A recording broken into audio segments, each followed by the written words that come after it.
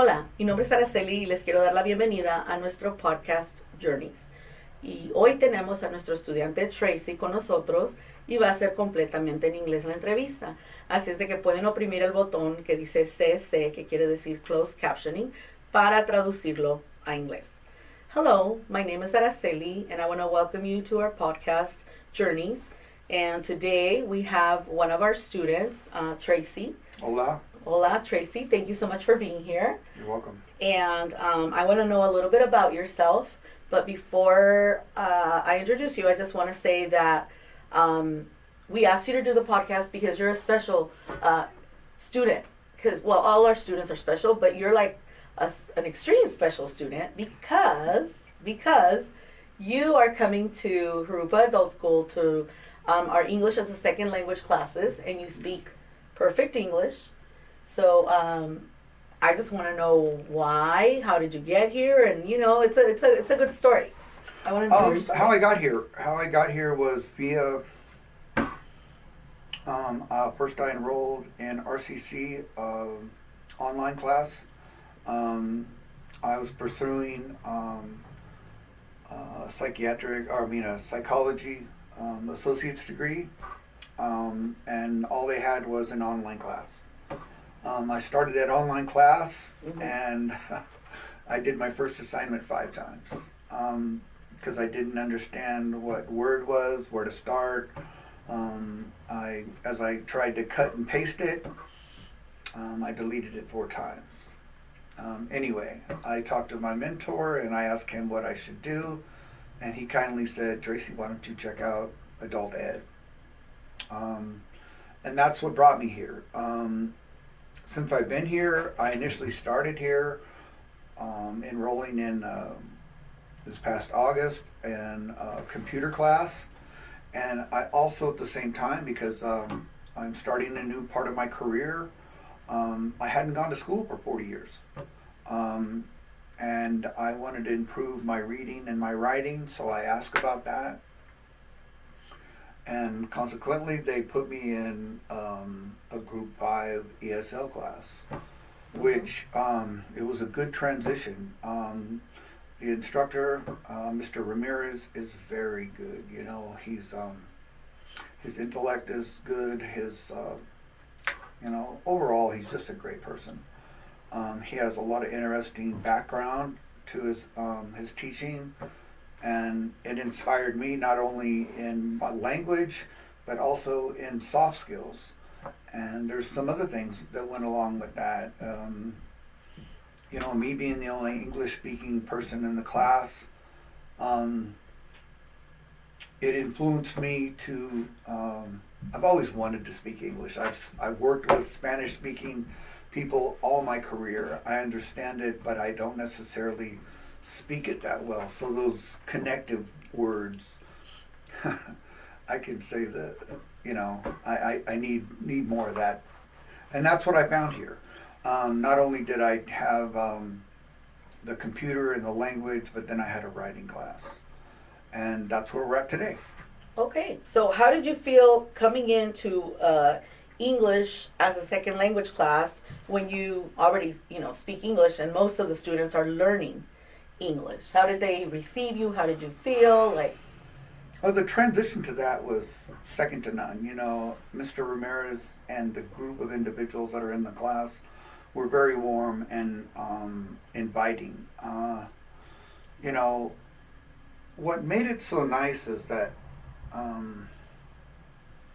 again, I'll just say it again, it was just warm and inviting, through the lesson plan, being that it is a Group 5 class, so it is taught mainly in English for their benefit.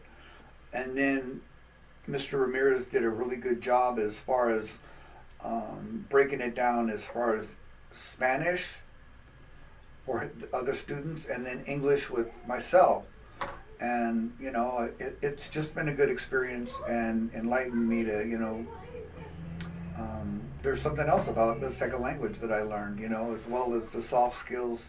The benefits to having a second language is that, for 60 years I've been running on the same roads in my life or my brain, And when a person has a second language, they have, pardon me for my my words, different roads, more roads in their brain.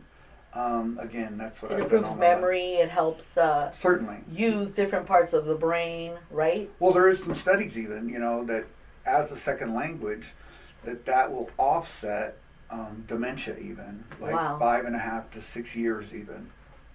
Um, I'm not a doctor, I can't prove that, but I'll tell you, it certainly helps to expand even my thinking because, I'm just new at it, but it's exciting. Not only is it good for, whoever, if you're in a different career, but, just the confidence, to walk into a place where they maybe are just speaking Spanish and understand what they're saying. And, it's just, I'll tell you, it's definitely a leg up. That's And so it's certainly good. been a good experience here at Harupa Valley. I remember your faces when I walked in, and I asked, and then it was like, "Are you sure you're in the right spot?" And yeah, I'm in the right spot. Anyway, Yeah, we thought. I remember I was in the office when you walked in the first time, and I was like, "Okay, for sure, somebody made a mistake. We made a mistake. We sent this guy to the wrong place. Like, you're an ESL? Are you sure?" And I was like, "I hope he doesn't get upset because we obviously put him in the wrong class." that But then you're wasn't like, "No." that wasn't the case at all. It Yeah. was never the wrong class, and that's where it's inviting here. Whatever gap is in society is certainly not here. For whatever that means. I'm not trying to go political at all by that statement, but the gaps out there are not what I found here. Matter of fact, I mean, I've told you that I come from mainly a background of construction, where I did have some preconceived notions about that, in the sense that, I worked with men for 25 years and they barely spoke English, and then when I came here,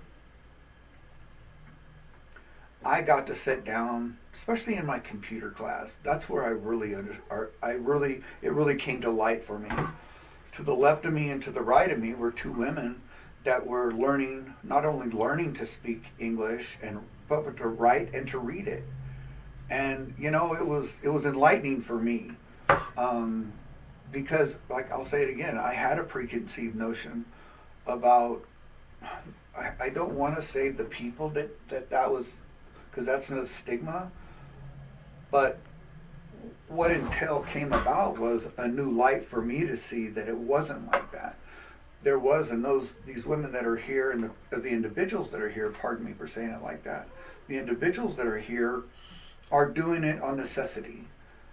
Necessity to help teach their children, necessity to improve their lives as far as career-wise, and just have more competence. Like I mentioned earlier, it does for me, and I can see that in the people that are here. And And sometimes a lot of people, like, they're too busy raising their kids, working, 10-hour days, 12-hour days, and then they come home tired or they don't have a babysitter. And that's why we have classes in the morning, and we also have classes in the evenings, Monday through Thursday. Here's a little commercial. But then there's some people that maybe don't know where to go, or they don't think about themselves, or they don't think they can do it, or they're scared, intimidated, or there's a lot of reasons why people don't learn. But then the good thing is when someone like you comes, or like anyone comes in here and starts telling their friends, their family about our school, and it's easy to register. We're gonna help you here. We're not gonna make you feel bad. It doesn't matter if you're like a level 0 of English or level 5. well, and that in itself, English or Spanish. I'll speak a little bit to maybe gentlemen like me, 60 years old, 50 years old, that you're coming to a change in your career. Basically, that's why I'm here also, is to learn computers, because the next portion of my life, I'm not going to be working hard like I have been. It's going to be through something else, because for me, I need to have a purpose. And what this has done for me, not only, like I said, it gives me the confidence, but it gives me the tools for that purpose. And to go into the workplace somewhere else, to understand what computers are, and I'm And I mentioned God a second ago. I think God has got me in the right place because somewhere I'm going to need to speak Spanish and to have where I can touch that person. And I say touch them to communicate with them, to open up that bridge that gap. Or maybe I can be that person in the office to say, a friendly face or a face that they might see how I am. I've tatted up a little bit, maybe that would help. I don't know. But I'll tell you, if you're struggling with maybe not having, if you don't know what to do, or as far as education, this is definitely, and maybe you're not where you think you could be as far as RCC, Riverside City College. This is definitely an intermediate, or it is advanced, but it can definitely be a door-opening career, where you can exercise your brain, where it's done for me. I hadn't been to school for 40 years. Yeah. And here now my reading is better, my confidence is better, not only in English, but Spanish, and that's to come. And computers. And computers, yes. And to speak about the computers, like I said, I did my first assignment, I had to do it 5 times. Here, the teacher, Daniel, very good, also top shelf. It's a mixed class I'm the only English speaking person there, but he does a very good job of breaking it down where he has instruction in Spanish, excuse me, and then in English, and he is very gracious to do that. And in that class, so we started off on how to start the computer, work the computer. Now we went through Word, where you can make a document, and then now I've worked through PowerPoint, where you can build a PowerPoint and present a PowerPoint, and now we're working on Excel to work on spreadsheets and things. Who would ever thought that I would, the sky's the limit. So I'll tell you right now. That's so good.